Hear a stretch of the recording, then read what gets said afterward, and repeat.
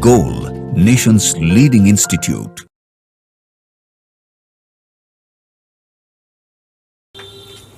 Hello students, so myself Riaz Ahmad, I'm going to discuss All India Test Series for NEET 2023 that was held on 20th of November 2022. तो minor test 5, तो ये पांचवा जो test है उसका हम question discussion करेंगे for physical chemistry that was held on 20th of November 2022. So student, I hope you all are having question with yourself. See the question, physical chemistry question number 51. Student, the question says, which of the following PV curve, pressure volume curve, listen properly, which of the following pressure volume curve represents maximum work done? I think the same question came in 2 years before in NEET examination. The answer is very easy student. आप सभी बच्चे जानते हैं area under curve, जहां area ज्यादा होगा वहीं तो वर्क डन ज्यादा होगा student.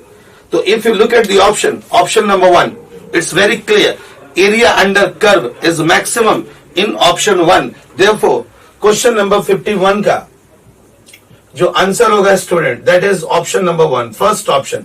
It's quite visible, area under curve in question number 51.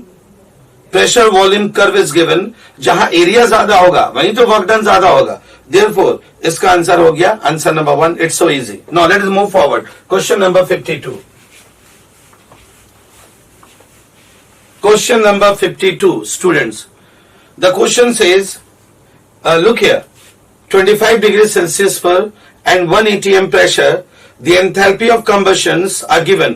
Enthalpy of combustion किसका दिया हुआ? हाइड्रोजन का दिया हुआ, कार्बन का दिया हुआ और इथेन का दिया हुआ. क्वेश्चन में पूछा जा रहा what is enthalpy change for formation of ethane.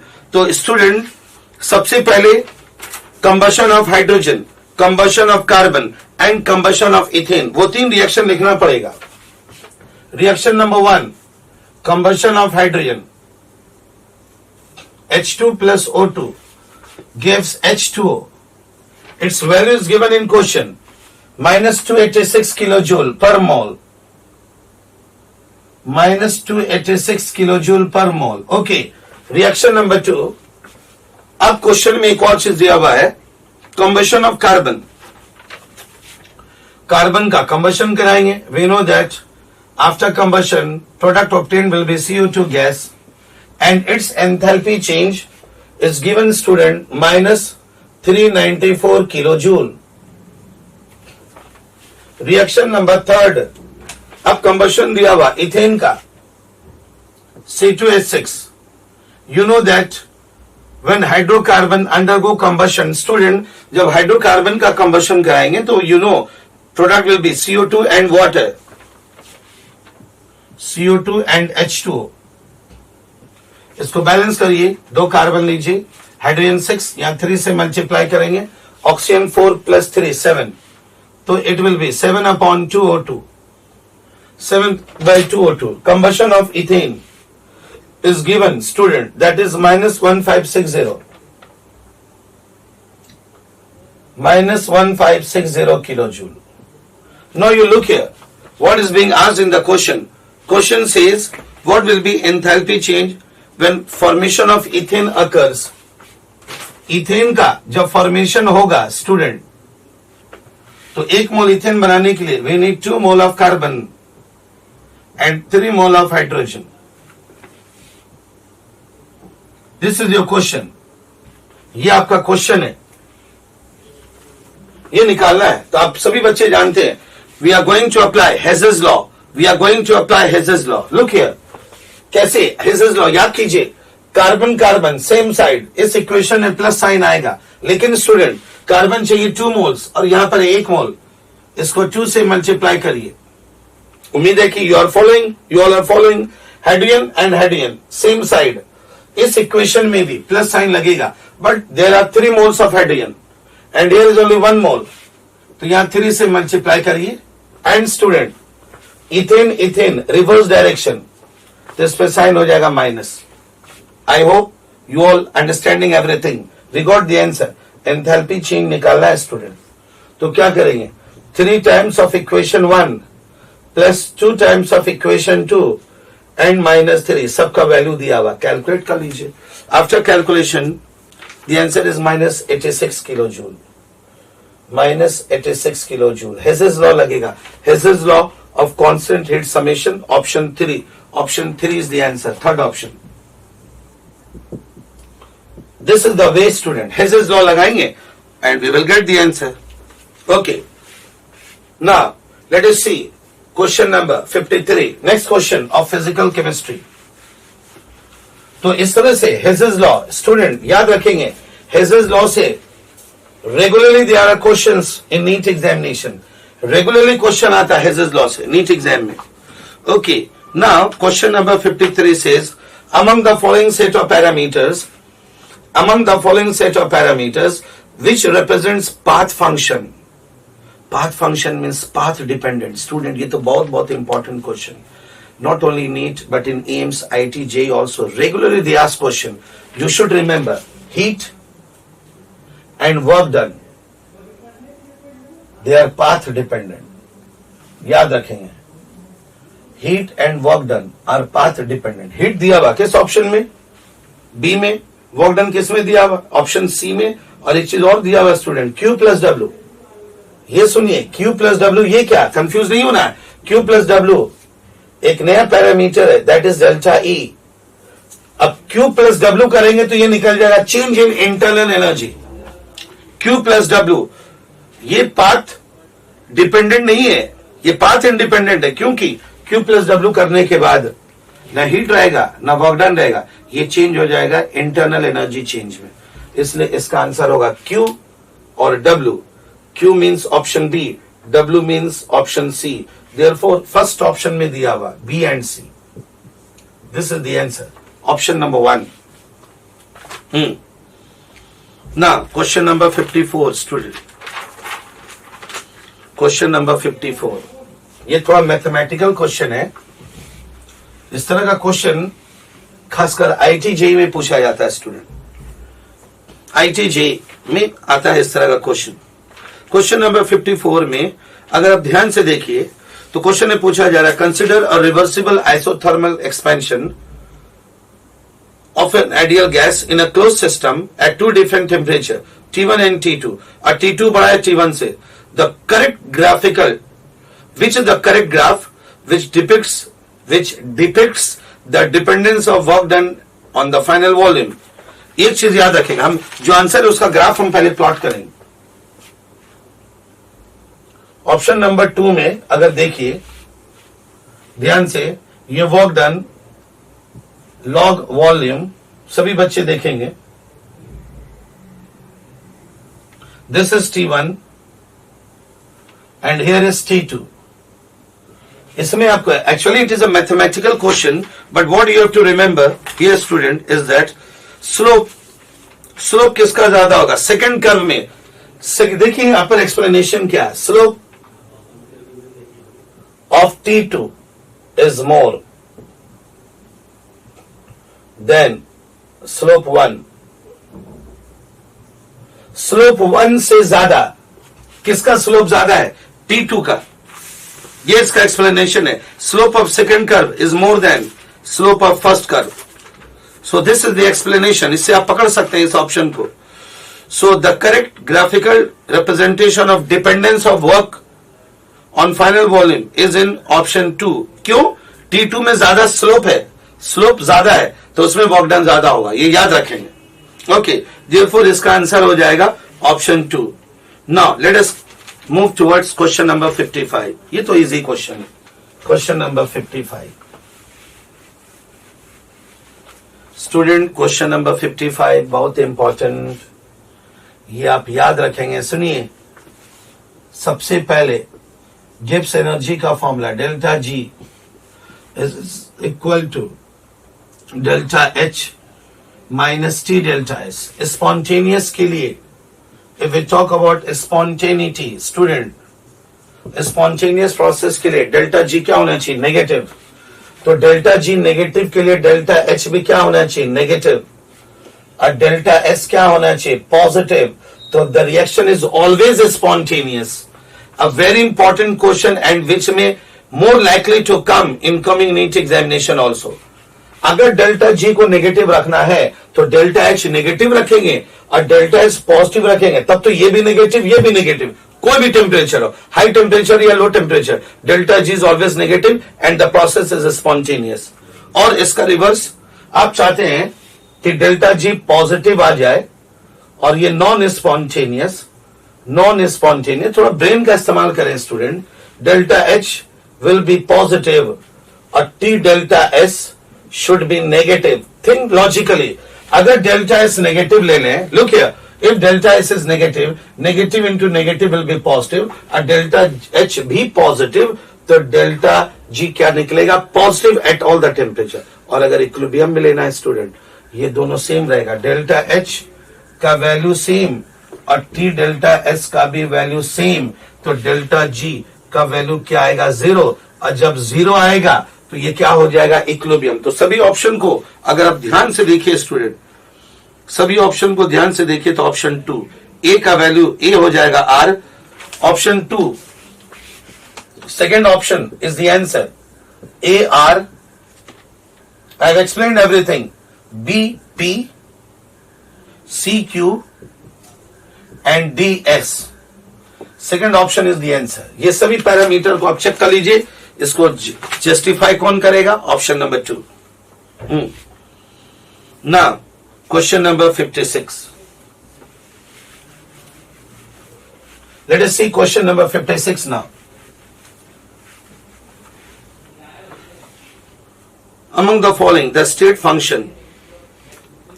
function means, look here student, the answer is, एक क्वेश्चन में पूछा जा रहा है, among the following the state function, internal energy, irreversible expansion of work, चाहे वर्क डन irreversible हो या reversible, वो तो आप जान रहे, वो तो पाथ डिपेंडेंट है, it is not a state function. Student इसका आंसर होगा internal energy and molar enthalpy. Molar enthalpy means enthalpy of 1 मोल. आप जानते हैं क्वेश्चन में पूछा जा रहा है स्टेट फंक्शन, जो केवल स्टेट पर डिपेंड करेगा, इनिशियल और फाइनल स्टेट, वो पाथ पर डिपेंड नहीं करेगा कि किस रास्ते से चला जा रहा, for doing a work, for doing some process. तो इसमें स्टेट फंक्शन होगा internal energy and molar enthalpy. That means option 3. Option 3 में number 1, first one and the fourth one. Student the first one is what? The first one is internal energy and the fourth one is molar enthalpy. ये 56 का answer. तो इसमें option हो जाएगा 3. Option 3 is the answer. Option 3. These are easy questions, not so difficult. Now come towards question number 57. Question number 57, student. 1 mole of an ideal gas, look here, question says 1 mole of a gas is heated at constant volume. Remember student, very important point, when volume is constant, delta V is equal to 0. अगर volume constant है तो change in volume क्या हो जाएगा? 0. तो work done का formula आप जानते हैं, in terms of change in volume, work done is equal to minus P delta V, तो work done is 0. Student if volume is constant, change in volume is 0, therefore अगर change in volume 0 है तो work done भी 0 हो जाएगा. तो first law of thermodynamics, delta E is equal to Q plus W. तो work done तो 0 है, change in internal energy is equal to heat, और हीट के बारे में clearly written, if heat is supplied to the gas, gas में heat जा रहा, तो obviously heat is being added in a gas, तो ये answer 500 joule. Student heat is being supplied in the gas, तो पॉजिटिव हो जाएगा. हाँ, अगर क्वेश्चन में लिखा जाता heat is being remove from the gas, तब तो ये नेगेटिव हो जाता है स्टूडेंट. तो क्वेश्चन में क्लियरली लिखा हुआ heat is being added in the gas, तो प्लस हो जाएगा. तो बोलिए डेल्टा ई भी 500 और क्यू भी 500, क्योंकि दोनों सेम है. The answer will B plus 500 and plus 500. Work done 0, delta E और डेल्टा यू. डेल्टा ई को ही डेल्टा यू बोलते हैं, डेल्टा ई बोलिए या डेल्टा यू बोलिए. इसका आंसर क्या हो जाएगा? Option 2, second option. Option 2 is the answer. I hope you all are following everything nicely.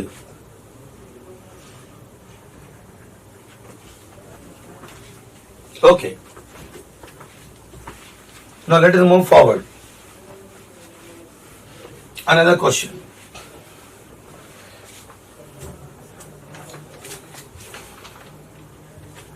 Question number 58. Very easy question. Straightforward question. 58.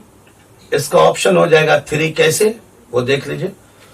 Reaction दिया हुआ. सबसे पहले student change in number of gases moles निकालेंगे. आप लोग जानते हैं this is number of gases moles of product minus number of gases moles of reactant. Product में कितना मोल है चेक कर लीजिए. सिर्फ गैस को देखना है, वाटर को नहीं देखेगा. वाटर लिक्विड स्टेट में, प्रोडक्ट में CO2 है केवल गैसेस स्टेट में, उसका मोल है 3. रिएक्टेंट में आइए, प्रोपेन 1 मोल, ऑक्सीजन 5 मोल, तो total 6 moles. Delta N is -3. Delta N is -3. Now student, we know the formula. Delta H minus delta E is equal to delta N into R into T. Delta N का value आया -3 और RT से multiply कर देंगे. Option 3, third option में दिया हुआ delta H minus delta E is equal to -3 RT. Answer third. Okay.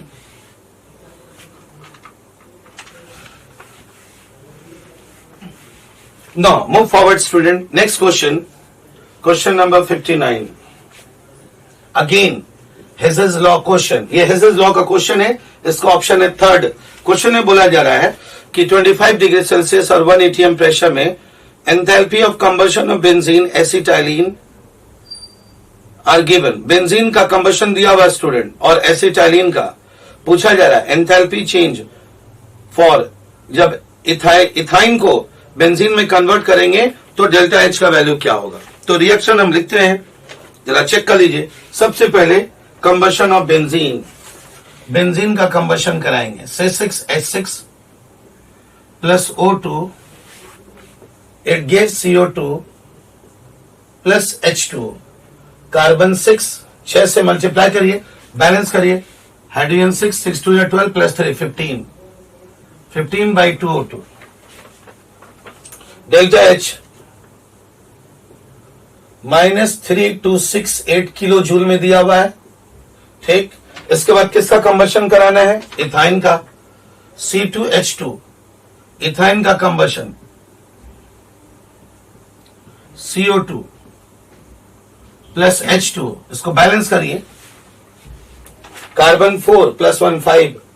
एक मोल का कंबशन कराना है स्टूडेंट. बेंजीन के मोल को नहीं चेंज करेंगे, इथाइन के मोल को नहीं चेंज करेंगे. तो 2 CO2 plus water, it's enthalpy change is given -1300 kilojoule. Yes, look here. These are the two reactions. Now what we have to find? We have to find conversion of ethine into benzene. ये आपका question है. C2H2 ethyne को benzene में convert करना है, तो obviously यहां 3 से मल्टीप्लाई किया गया. So our question is this one. This is the question, student. This is our question. Hess's law. We have to apply Hess's law. You know how to get the answer. Ethyne same side, यहां पर हो जाएगा plus, benzene जरा देख लीजिए student. Benzene reverse direction में यहां minus, और इथाइन इज 3 मोल्स, तो यहां 3 से मल्टीप्लाई करना होगा. तो कैलकुलेट कर लीजिए. 3 times of this is equation number 2. 3 times of equation 2 minus 1 times of equation number 1. जब इसको कैलकुलेट करेंगे student, your answer will B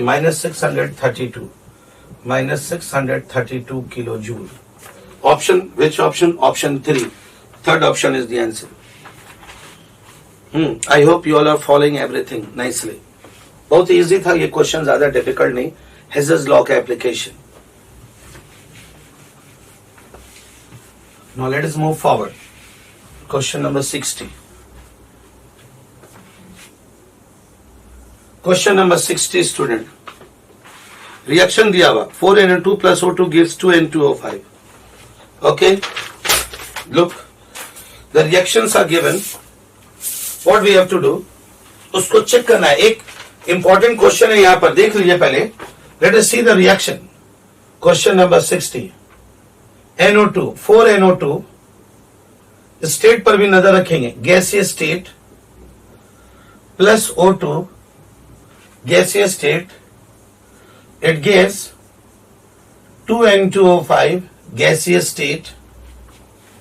Enthalpy change is given minus 111 kilojoule. Okay. अब देखिए स्टूडेंट में क्वेश्चन में क्या बोला जा रहा है, अगर N2O5 बनता है किसके जगह पर, N2O5 गैस के जगह पर अगर N2O5 सॉलिड बनेगा और एंथैल्पी ऑफ सब्लिमेशन दिया हुआ -54, तब पूछा जा रहा क्वेश्चन। लेकिन क्वेश्चन क्या पूछा जा रहा, अगर इन दोनों को रिएक्ट कराकर हम N2O5 सॉलिड बना दें तो तब पूछा जा रहा कि डेल्टा H का वैल्यू क्या होगा। This is a question.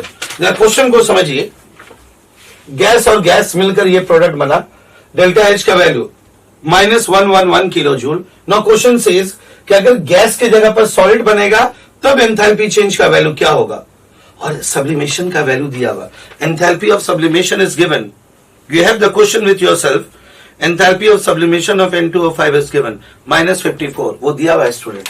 Sublimation you know, solid से गैस, अगर ये सॉलिड बनेगा फिर हमको वापस जाना है, तो देखिए अब आप सोचिए, सॉलिड को गैस में कन्वर्ट करेंगे तो हीट करना पड़ेगा student, try to understand the logic.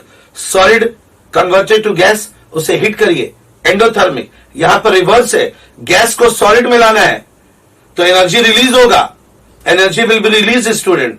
आपको गैस को सॉलिड में कन्वर्ट करना है तो एनर्जी को रिलीज कराना पड़ेगा, और वैल्यू दिया हुआ, तो देखिए आंसर, टोटल एनर्जी क्या होगा, वो क्वेश्चन में दिया हुआ है -111, वो तो रहेगा ही रहेगा, और जो वैल्यू दिया हुआ प्लस, क्योंकि सेकेंड पार्ट एक्सोथर्मिक, सॉलिड बनाना है अगर, तो आप ये सोचिए गैस बना था, सॉलिड बनाना है, फिर एनर्जी रिलीज करवाना पड़ेगा, एनर्जी तो लूज करेगा ना, डेल्टा H का वैल्यू नेगेटिव होना चाहिए। अब वो वैल्यू दिया हुआ -54, इसको जोड़ दीजिए, the answer will be -165 kilo joule. तो आप कंसेप्ट को समझिए, an important question student, gas is converted to solid state, तो अगर सॉलिड में कन्वर्ट होगा तब क्या होगा, देन व्हाट विल हैपन, फिर एनर्जी रिलीज होगा, वो एनर्जी में माइनस साइन लगा देंगे, जोड़ देंगे, आंसर आ गया।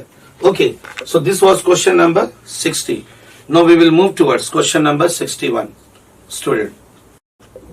Okay, now student question number 61, ये बहुत ही बढ़िया क्वेश्चन था, सब्लिमेशन का प्रोसेस यहां पे लगा था स्टूडेंट।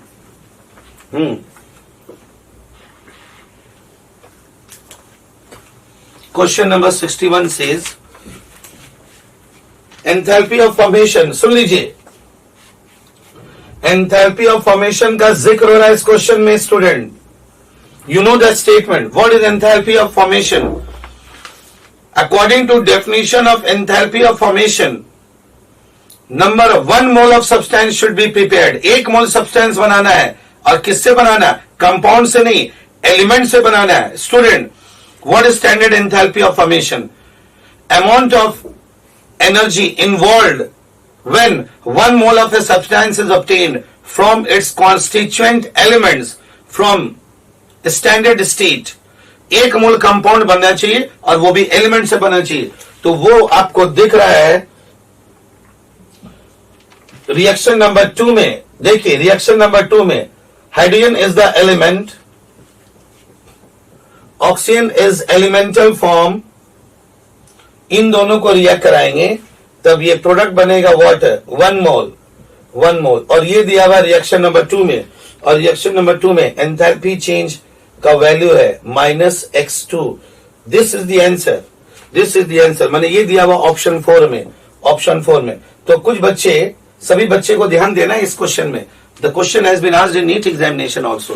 क्वेश्चन सेज कि कौन एंथैल्पी ऑफ फॉर्मेशन को डिफाइन कर रहा है, ये डिफाइन करेगा स्टूडेंट। एंथैल्पी ऑफ फॉर्मेशन मैंने 1 मोल बनाना है और वो भी एलिमेंट से बनाना है। ऑप्शन ए में आयंस दिया हुआ, रिएक्शन नंबर 1 में आयंस दिया हुआ, ये होगा नहीं।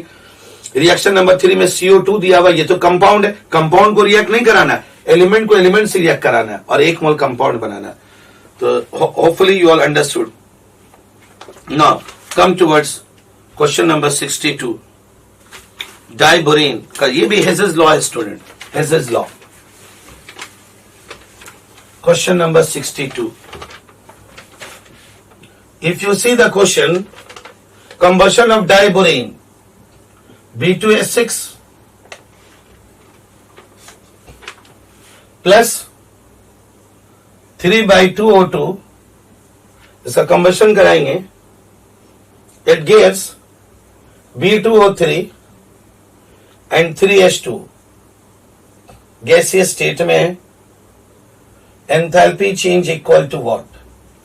This is your question, this is your question. 3 reaction दिया हुआ student, 3 reactions are given.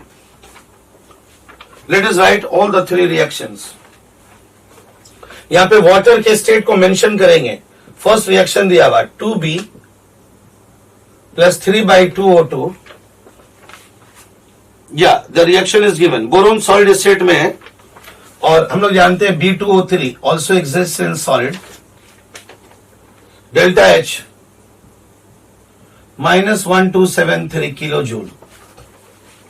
Reaction number 2 given student, H2 plus half O2, it gives H2O। यहां पर वाटर का स्टेट हम मार्क करेंगे। वाटर का state, liquid state student, delta H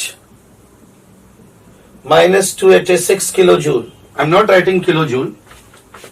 reaction number 3 H2O, यहां पर स्टेट पे नजर रखेंगे। Liquid state is converted to water gaseous state,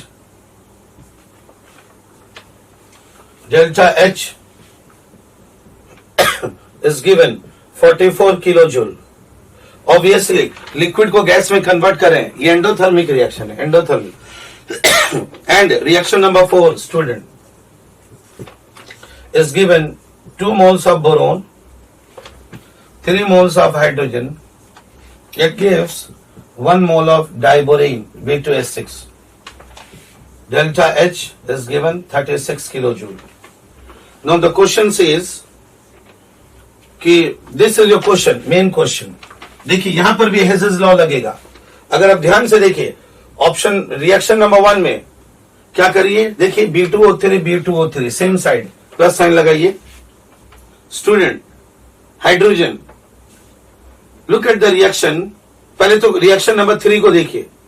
C reaction number 3, liquid convert हो रहा है गैस में। ये देखिए, ये गैस और ये गैस सेम साइड है, चेक कर लीजिए। Look here, water gaseous state, water gaseous state same side. यहां पर भी प्लस साइन लगाइए, लेकिन 3 से गुना करना पड़ेगा। Water gaseous state, water gaseous state same side, plus sign. 3 mole चाहिए, 3 से मल्टीप्लाई किए। B2H6 reverse direction, minus sign. अब इक्वेशन लाना है स्टूडेंट, तो दिमाग लगाइए थोड़ा, apply your mathematical skill. What we have to do, इस इक्वेशन में भी 3 से मल्टीप्लाई करेंगे, इक्वेशन नंबर 2 में भी। ये लिक्विड स्टेट को कैंसिल करना है स्टूडेंट, क्योंकि वाटर चाहिए गैसियस स्टेट में, वाटर लिक्विड स्टेट में है, वाटर लिक्विड स्टेट में। तो इसको 3 से मल्टीप्लाई करेंगे, 3 से मल्टीप्लाई करेंगे, तब ये जाकर ये दोनों कैंसिल होगा। We will get the answer. जोड़ देना है, 1 3 2 1 है, 2 है, 3 है, 4 है, सबको ऐड कर दीजिए। जब ऐड करिएगा तो आंसर आएगा -2035। बाकी कैलकुलेशन है, you do yourself. -2035 kilo joule, this is the answer, -2035 kilo joule. Option number 2, second option is the answer. Okay, Hess's law, simple Hess's law. We have seen so many questions today from Hess's law. The application not so difficult. Water को हटाना था, main वही है। जो liquid state वाला water है उसको remove करने के लिए 3 से मल्टीप्लाई करना पड़ेगा क्वेश्चन नंबर 2 में भी। Okay student, now come towards question number 63 and question number 63 तो वेरी इजी। ये तो आपको याद रखना है स्टूडेंट, स्पॉन्टेनियस प्रोसेस के लिए, for spontaneity entropy change of system plus so many times the question came in NEET examination as well as in IIT JEE. सुन लीजिए सभी बच्चे, for spontaneity थ्योरी आप लोगों को याद है, जितना भी स्पॉन्टेनियस प्रोसेस है यूनिवर्स का, entropy is increasing day by day, entropy change of universe is increasing, always positive, entropy change of universe यानी entropy change total should be positive, that means greater than zero. किस process के लिए? Spontaneous process के लिए। For spontaneous process entropy change total, that is entropy change of system, entropy change of surrounding is always positive. Remember this question. Now come towards question number 64. तो इसका answer 63 का option A, first option is the answer. Question number 64 student. Now what question number 64 says, equilibrium constant पूछ रहा है, human body condition, थोड़ा biology का एक concept है यहाँ पर। टेम्परेचर, ह्यूमन बॉडी में टेम्परेचर कितना लेते हैं? Temperature is 37 degree, 37 degree Celsius, ये याद रखेंगे student. Temperature we take 37 degree Celsius, तो इसको केल्विन में बदलेंगे, 37 प्लस 273, 310 केल्विन, 310 केल्विन। तो क्वेश्चन में क्या दिया हुआ है? क्वेश्चन में in question number 64 students equilibrium constant पूछा जा रहा है, डेल्टा जी का वैल्यू दिया हुआ, delta G is given how much? This is -50 kilo joule पर मोल। किलो जूल पे नजर रखेंगे, यूनिट पे किलो जूल पर मोल, और पूछा जा रहा है इक्विलिब्रियम कांस्टेंट। पहले लॉग के निकालेंगे हम लोग, तो we know the formula, delta G is equal to -2.303 RT log base 10 K। तो पहले log K के टर्म में, यहां पर एंटी लॉग का वैल्यू दिया रहेगा क्वेश्चन में, log base 10 K, delta G is given -50 kilo joule, kilo joule में डिवाइडेड बाय -2.303, R का वैल्यू 8.314 डिवाइडेड बाय 1000 करेंगे तभी तो किलो जूल में ये भी आएगा, क्योंकि ये डेटा किलो जूल में, आर का वैल्यू जूल में आता, तो 1000 से डिवाइड कर दिए। और टेम्परेचर वी हैव कैलकुलेटेड 310। जब इसको सॉल्व करेंगे स्टूडेंट, तो इट विल बी ऑलमोस्ट 8.42 इतना आएगा। अगर लॉग का वैल्यू नहीं दिया रहेगा तो आपसे लॉग के पूछा जाएगा। अगर आप जानते हैं के निकालने के लिए एंटी लॉग लेना पड़ेगा, एंटी लॉग बेस 10 ऑफ 8.42। जब इसे कैलकुलेट करेंगे तो 2.66 इंटू, बाकी आपको टेंशन नहीं लेना है, because the value of log will be given, के is equal to 2.66 into 10 raised to the power 8. This is the answer. 2.66 into 10 raised to the power 8. Option 1. First option is the answer. I hope you all are understanding. Log will be provided in the question.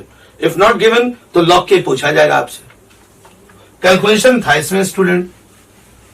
Now last question. Question number 65. Question number 65. Reaction is given. Delta S दिया हुआ है. The magnitude of delta G for the reaction. It's so easy. Delta G we have to find. Delta G is equal to delta H minus T delta S. सबका value दिया हुआ है. Value put कर दीजिए. You will get the answer. Formula based question student. Delta H का value given -57.8. ये kilo joule में याद रखेंगे. माइनस टेम्परेचर 298, एंट्रोपी का वैल्यू, एंट्रोपी -176, ये एंट्रोपी का वैल्यू दिया हुआ है स्टूडेंट।